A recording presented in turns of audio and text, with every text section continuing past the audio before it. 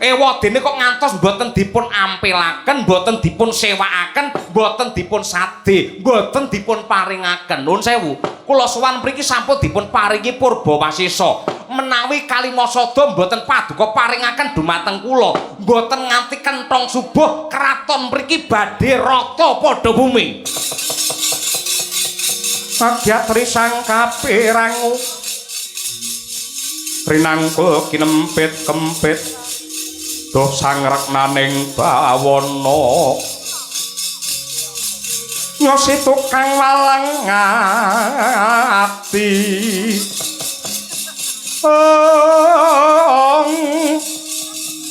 nyosi tukang walang ati nyosi tukang ngenesing tias nyosi tukang kudu garing kadangipun Kakang Dimas Werkudara tanpa lidah sinambung banyu tinalang mestine siadi wis ndungkap apa sing dikersakake dening Prabu Amsa.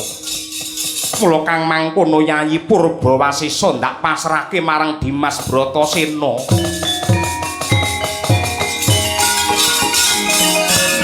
Mangandur laguning angin ukur agraning arga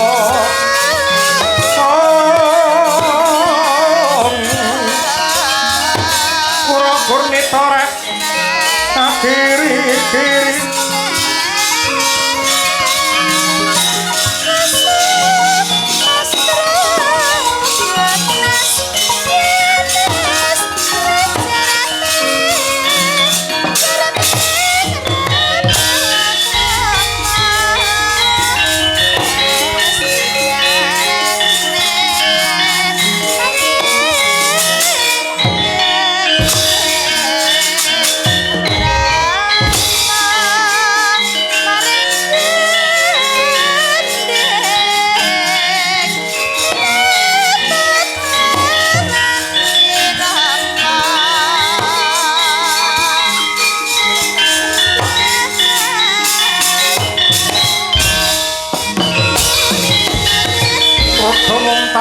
kinetap duka yayah sinipe jojo bang mawing wengis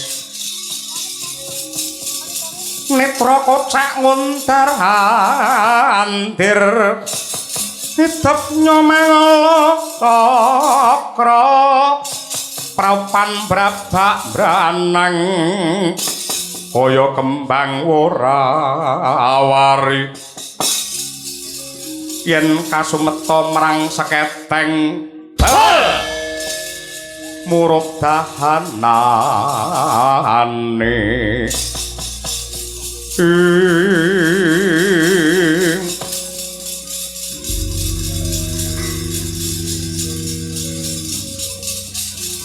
Prabu Amsa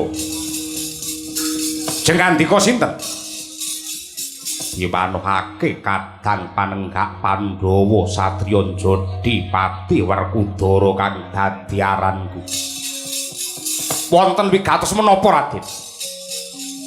Apa bener kepara nyata tekamu rene bakale nuku anane jimat Jamus Kalimasada? Yen pancen dipun sade badhe kula bayar kenceng. Yen pancen kaya mengkono tiwas kebeneran. Yektine sing gawa jimat Kalimasada ki dudu Puntadewa kakangku ning sing gawa ki Werkudara. Lah lajeng badhe dipun sade pinten? Yen pancen arep ndok tuku malah tiwas kebeneran merga Kalimasada wis pirang-pirang dina tak tawak-tawakake wong renek sing gelem. Dasare ora suwe meneh iki bakale poso aku nganggur. Mula Kalimasada tak dol pisan dina iki. Lah dipun sade pinten? Perkara rega aja dirembuk nang kene ning tenana ning Tapawates negara Ngamarta. Ana sarate minangka paseksen ya kuwi wujude wadyabala segelar sepapan komplit sagamane pilihana prajurit ingkang Surasekti Mandraguna sing digdaya kabeh. Loh, kok nyawisaken wadyabala lan jangkep sagamanipun badhe kagem menapa nyekseni anggen kudul tinuku Kalimasada karo dapurmu. Sanesipun menapa syaratipun? Ya mung kuwi wae. Cawisna wadyabala sagamane jangkep. Namung niku ya. Mboten langkung sendika ngestakaken dawuh lajeng kula kepareng nyuwun pamit benjang menapa. Dina iki uga kowe mangkat kowe lunga.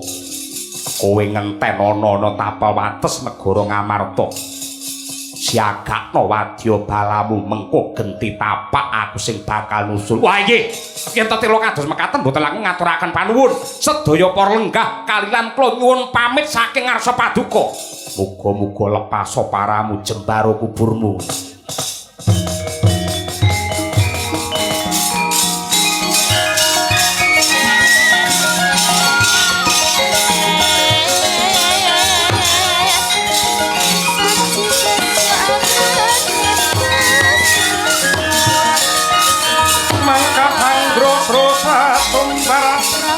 Lindu kapara bumi kunjeng